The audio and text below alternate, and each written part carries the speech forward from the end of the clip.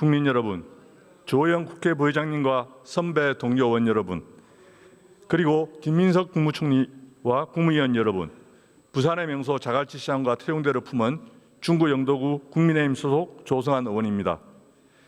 지금 우리 경제는 저성장의 고착화, 인생 물가의 불안, 청년과 서민의 삶이 벼랑 끝이라는 삼중의 위기에 놓여 있습니다. 이처럼 서민과 중산층의 허리가 휘고 청년들은 미래를 걱정하고 기업들은 한치 앞을 내다보지 못하는 상황 속에서도 정부의 정책은 국민의 눈높이에 부합하지 못하고 있습니다.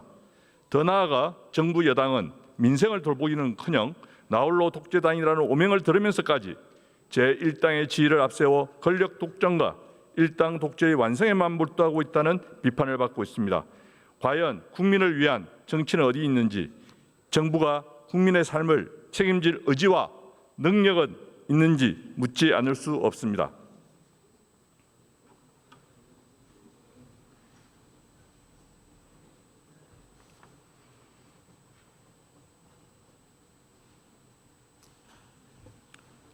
예, 국무총리께 질의하겠습니다.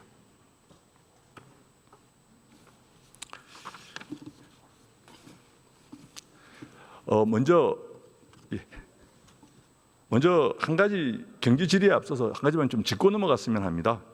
총리께서 이재명 대통령의 위정 교사 재판, 공직선거법 파기환송심, 대장동 재판, 경기도 법인카드 유용 재판, 대북 송금 재판 등 5개 재판이 헌법과 법률에 의해 중단된 것이라고 말씀하신 것 같은데 맞습니까? 예, 제가 그런 취지로 말씀드린 것 같습니다. 그러면 도대체 헌법 몇 조와 어떤 법률에 의해서 이게 법률에 근거해서 중단됐다고 보시는지 좀 말씀해 주실 수 있겠습니까?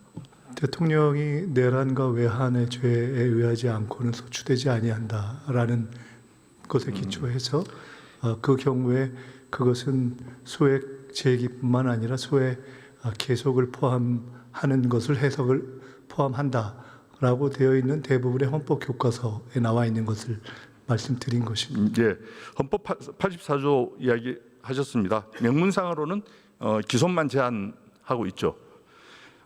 이재명 대통령께서 직접 2016년 소추라고 되어 있는 것을 보고 있습니다. 예, 소추라고 네. 되어 있습니다. 예. 이재명 대통령께서 2016년 성남시장 재직 시절 경기 인천 방송 프로그램에서 동조항에 대해서 기소를 못할 뿐 아니라 수사할 수 있고 여기에는 강제 수사도 포함된다라는 의견을 밝힌 바가 있습니다. 충분히 진행 중인 재판은 받아야 된다라는 인식이라고 저는 생각합니다.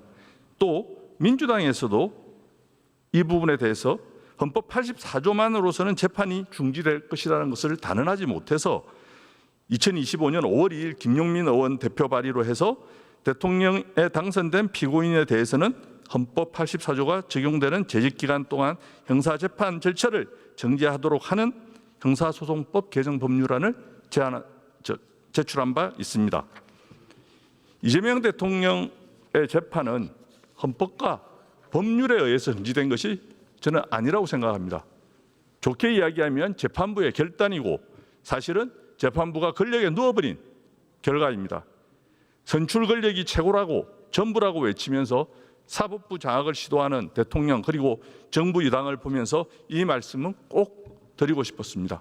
네, 의원님께서 그렇게 보시는 것은 의원님께서 하실 수 있는 해석이라고 생각하기 때문에 제가 존중하고요. 예. 그리고 아까 말씀하신 민주당의 의원이 발의했다 하는 내용은 그것이 통과된 것은 아닌 것으로 제가 알고 있고요. 법원이 결정을 한 것은 그런 것과 무관하게 그냥 정치적 결단이 아니라 헌법적 법률적 판단에 기초해서 한 것이다 이렇게 저는 보고 있습니다. 저는 그 부분에 대해서는 이거는 사법부 독립과도 연결이 있다고 봅니다. 사법부의 독립을 중시하기 때문에 사법부가 재판부가 그런 결단을 내릴 수 있는 것이다라고 저는 생각을 합니다. 네, 의원님께서 그렇게 해석하시는 것에 대해서는 의원님의 해석으로 이해하겠습니다. 예, 총리님 올해 9월에 정부에 제출된 국가재정운용계획과 국가채무관리계획 보고 받으셨습니까? 네. 예. 뭐 시간 관계상 재정 운영에 대한 이야기는 하지 않겠습니다. 뭐 확장 재정이나 건전 재정이냐 이 부분은 저는 시대를 어떻게 판단하느냐 또 정책을 어떻게 가져가느냐, 그게 옳았느냐 틀렸느냐의 부분은 향후에 역사가 향후에 검증이 되겠죠. 어떻게 보면 이 정부도 다 지나고 난 뒤에 저는 그 결과가 나타날 거라고 생각합니다. 확대 재정 정책의 결과가 지금 말씀하시는 것처럼 우리 구인철 부총리 이야기하시는 것처럼 정말 또 대통령 말씀하시는 것처럼 씨앗을 뿌려서 정말 큰 열매로 GDP 성장으로 이어졌으면 하는 간절한 바람입니다. 하지만 이 부분에 관해서는 말씀을 안 드릴 수가 없습니다. 우리 국가 채무 부분은 분명히 짚고는 넘어가야 되겠다라는 말씀입니다. 내년도 국가 채무 비중은 GDP 대비 51.6%로 올라 있습니다.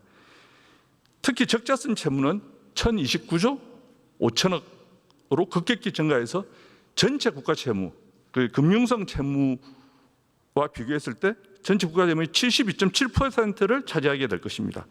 결국 미래 세대가 떠안아야 할 빚이 눈덩이처럼 불어나고 있는 것입니다. 이재명 정부 임기 말에는 이러한 적자성 채무가 1,362조 5천억, 전체 국가 채무의 76.2%를 넘을 것이라고 예상하고 있습니다. 정부 계획입니다. 너무 무책임하다. 미래 세대는 미래가 알아서 해라. 이런 무책임한 태도를 갖고 있는 거 아닌가라는 걱정이 앞섭니다. 네, 그 채무가 있다. 예를 들어 올해 이제 국가 채무가 1,415조, 지금 말씀하신 것처럼 51% 계속된다면은 이 정부의 끝에 한 57, 8% 정도까지 예상하는 이 상황에 대해서 누가 그렇게 기꺼워하겠습니까? 그리고 누가 적자 재정을 그렇게 좋아서 선택하는 경우도 많지 않겠죠.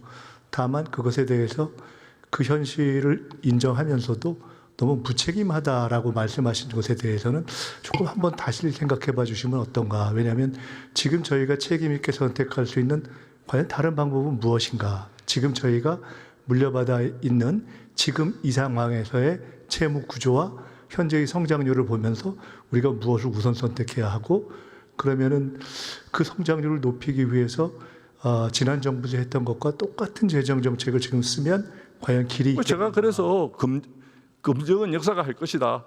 정부가 지나고 난 뒤에 할 것이다. 말씀해 주신 것을 참 감사하게 들었고요. 걱정스럽다. 네네. 미래 세대에 무조건 넘겨놓을 저희도 하고 수는 있습니다. 다만 없다. 그 말씀처럼 무조건 넘겨줄 수 없기 때문에 미래 세대의 현재와 같은 상황이 아니라 반전된 상황을 넘겨주기 위한 책임 있는 고민을 한 것이어서 그러나 지금 주신 걱정을 충분히 이해하고 공감하는 바가 있어서 저희들이 쉽게 보지 않겠다는 말씀을 드리겠습니다. 그렇게 해주십시오. 그리고 우리 지난 대정부 질의에서 우리가 국고채 이자가 얼마나 됩니까 해서 3, 4조라고 이야기하셨는데 확인하셨습니까? 그때 잘못 들으셨습니다. 그렇습니까? 속기록 회복해 보십시오. 저도 어떤 기사를 봤는데 제가 34호조라고 말씀을 드렸는데 그거를 정확하게 들으신 분들이 계시던데. 예, 알겠습니다. 언론에서 잘못 써 있어서 연간 언론에 시정을 한 걸로 알고 있습니다. 예, 연간 30조가 훌쩍 넘습니다. 2026년 기준으로도 34조 4천억. 네, 그때도 그렇게 말씀드렸습니다. 여기에 이제 국고채 원금도 매년 일정 부분 상환해야 되는 거 아시죠? 예. 내년도에 얼마나 상환해야 되는지 아십니까? 내년에 원금 상환은 정확히 모르겠는데요. 100조가 넘습니까? 원금 상환이 116조 3천억입니다. 예. 그러면 원금 이자 합치면은 150조 7천억입니다. 예. 내년도 예산안 총 수입이 뭐 650조 60조 되죠. 네. 그거의 22.4%에 해당합니다. 구조적으로 총지출과 총수입과의 격차가 커진 상태에서 총수입의 20% 이상을 빚을 갚는다. 이건 상식적으로 상당히 좀 큰 재정적으로는 걱정이다라는 말씀을 드리겠습니다. 네. 대표적인 의무 지출이 이 국고채 원금 이자 상환입니다. 이거는 바로 재정에 경직합니다. 지금 여러 가지 장밋빛 이야기를 하시면서 혁신 투자 말하십니다만은 이렇게 가다 보면 정부가 스스로 손발을 묶고 미래 선택권을 포기하는 것 아닌가 하는 걱정이 앞섭니다. 이 부분에 대해서도 점검이 필요해 보입니다. 네, 다 말씀 주신 거에 대해서 공감하는 바가 있고요. 다만 아까 말씀하신 중에 장밋빛 투자라고 하신 부분에 대해서는 저게 장밋빛으로 끝나면 안 되겠죠. 되죠. 저희가 절박한 마음을 가지고 전략적 판단을 잘 하겠다는 말씀을 드리고요.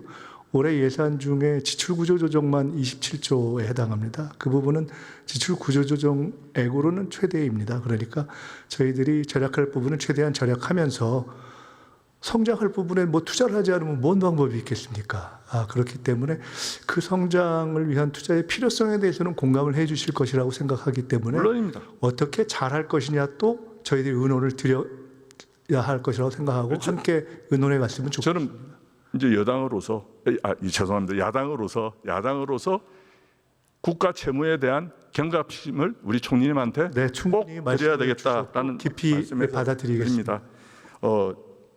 그리고 이 정책의 혼선 부분에 대해서만 좀 말씀을 드리겠습니다. 기업을 밸류업하고 투자를 활성화하겠다. 기업 활력하고 일자리를 창출하겠다. 근데 결과는 상법 개정, 그다음에 노조법, 노란봉투법 개정으로 해서 참 기업을 힘들게 하고 있다라는 말씀을 드리고요.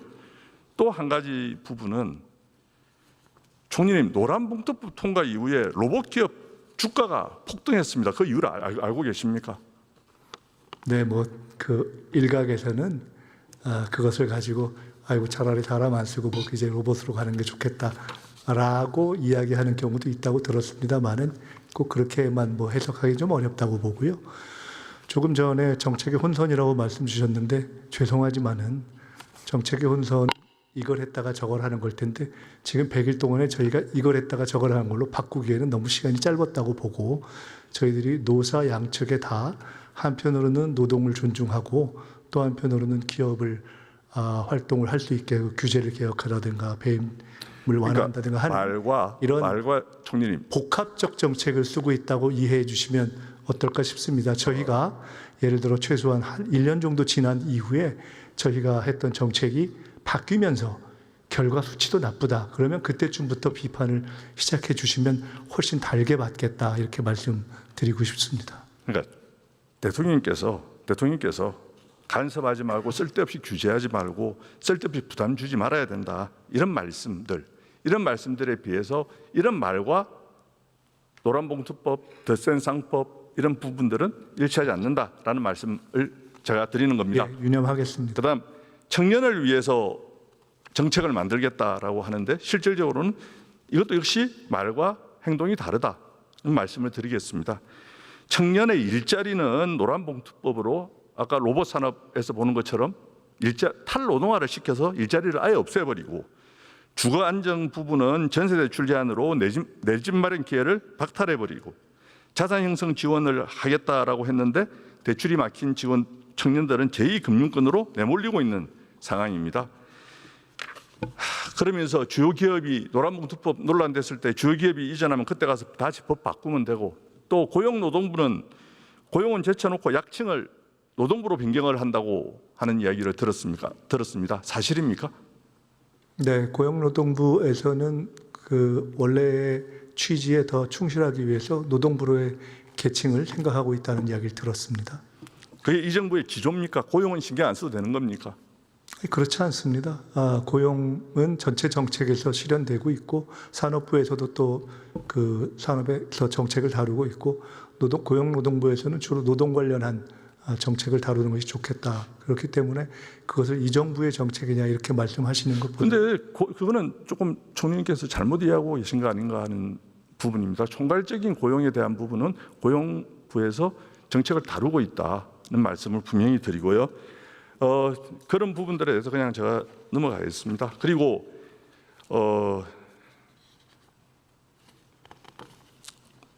그 산업은행 관련해서 우리 총리님 지역구에 있지 않습니까?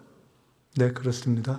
오늘 김어준 씨가 건강검은 직원들에게 불만은 납득이 가지만 퇴사 처리해서 원하는 대로 해주겠다. 저는 다 퇴사 받고 새로 뽑자. 이게 동의하십니까? 제가 정확하게 듣질 못해서 그런데 그 취지와 맥락을 모르기 때문에요. 다 불만 있으면 다 나가라는 거죠. 다시 뽑자.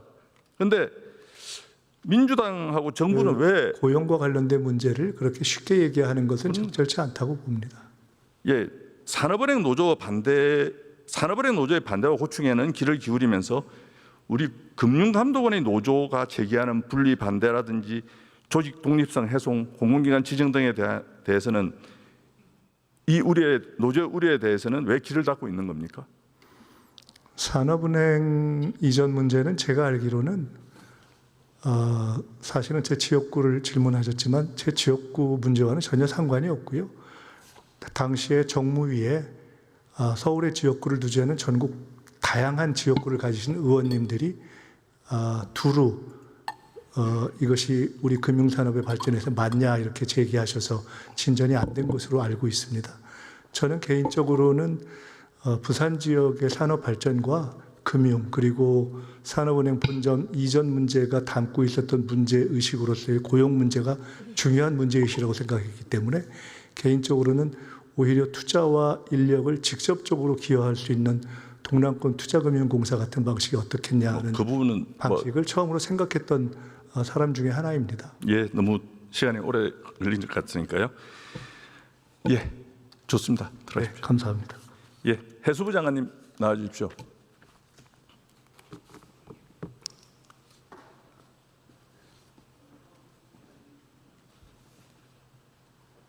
해수부 장관님 불러주셔서 고맙죠. 네, 고맙습니다. 대정부 질문할 때 하루 전에 와서 가만히 앉았다가 가는 경우가 종종 있는데 뭐 무슨 이야기 하시려고 하는지는 잘 아실 거고 네. 수사는 2차 관제 하신다 그러셨는데 어떻게 하실 겁니까? 그러니까 이번에 정부조직법이 개정안이 이제 제출이 돼 있지 않습니까? 예. 이번 정부조직법 개정안은 대통령의 공약 사항을 1차적으로 반영한 개정안입니다. 그렇기 때문에 그럼 수산 차관은 공약 사항이 아닙니까? 예, 해수부의 부산 이전이 공약 사항이었고 수산 차관을 하겠다는 것은 공약 사항은 아니었습니다. 그러면 조선 기능의 해수부 이관은 공약 사항입니까? 공약 사항은 아니었습니다. 공약 사항 아니었습니까? 아니었습니다. 예. 공약 저는 공약 사항으로 기억하는데요. 제가 공약의 설계자인데 공약 사항은 4가지입니다. 첫 번째는 해수부의 부산 이전, 두 번째는 동남권 투자공사 설립, 세 번째는 해사법원의 부산 유치, 네 번째는 해수부 산하공공기관의 부산 이전이었습니다. 이 4가지가 이재명 후보의 당시 공약이었습니다. 조선 기자재 기능을 옮긴다는 것은 공약 사항이었고 그거에 대해서 조선 기자재가 선박 기자재냐 조선 기자재냐 같은 거 아니냐 이게 왜 논란이 되니까 대통령 입에서는 안 나왔지만 조선 해양 플랜트를 전체를 옮기겠다라는 게 저는 공약으로 보는데 그거 아닙니까? 예, 의원님 제가 다시 한번 확인해 드리지만 조선 해양 플랜트 기능을 산업부에서 해수부로 이전하겠다는 것은 공약사항이 전혀 아니었고요. 해수부가 추후에 할 수 있다면 해양 정책과 산업 정책이 같이 가야 된다는 측면에서 그런 주장이 있긴 했습니다. 그런데 이것은 정부 조직법 개정 사항이 아닙니다. 특정 부처의 특정 기능과 역할을 정부 조직법에 담아놓지 않습니다. 그렇기 때문에 저기 예. 장관님, 저도 공무원 출신이지 않습니까? 직제를 가지고 할 수 있다라는 이야기를 하시는 건데, 그죠? 직제령을 가지고 할 수 있다는 걸 하시는 건데, 산자부는 할 수 있습니다. 산자부 제가 판단하는 산자부 정부조직법상으로는 정부조직법 안 바꿔도 기능 가지고 올 수 있습니다. 하지만 해수부 기능에는 반드시 들어가야 됩니다. 해수부는 해양 정책에서부터 시작해서 심지어는 해양 안전 심판까지 정부조직법에 다 나열하고 있습니다. 그렇기 때문에 이걸 넣어오지 않으면 절대 조선 기능을 가져올 수 없다라는 것 갖다가 제가 분명히 말씀을 드립니다. 그런데 정부 조직법 개정안에 특정 부처의 특정 업무를 일일이 다 나열할 수는 없습니다. 이것은 정부 간 협의를 통해서 기능과 역할 조정 가능하다는. 장관님 시간 없는데 예? 해양 정책, 수산 어촌 개발, 수산물 유통, 해운 항만, 해양 환경, 해양 조사, 해양 수산 자원 개발, 해양 과학 기술 연구 개발, 해양 안전 심판 사무로 관장한다. 그러니까 포괄적으로 설명이 돼 있는 거죠. 이게 어떻게 포괄적으로 설명돼 있는 조선이 들어와야죠. 포괄적으로 그렇게 규정이 돼 있는 겁니다. 조선이 여기 들어와야 된다라는 걸 갖다 분명히 말씀드리고. 산자부 장관님 들어가십시오.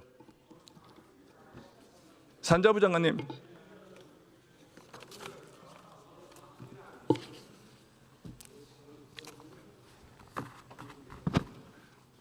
간단하게 묻겠습니다. 조선기는 넘길 생각이 있습니까?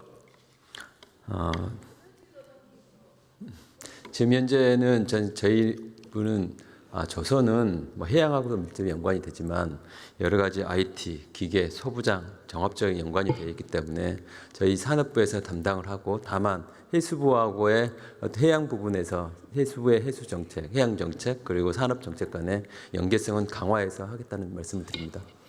예, 공약이 아니라고 그러니까 제가 약간 어안이 없습니다만은 부산 시민들은 조선 기능을 옮기고 정책 부서로서 기능을 보강해서 부울경을 대한민국의 하나의 발전 축으로 가자라는 게 가는 것으로 다 알고 있다. 부산 시민을 속인 거다라는 말씀을 드리겠습니다.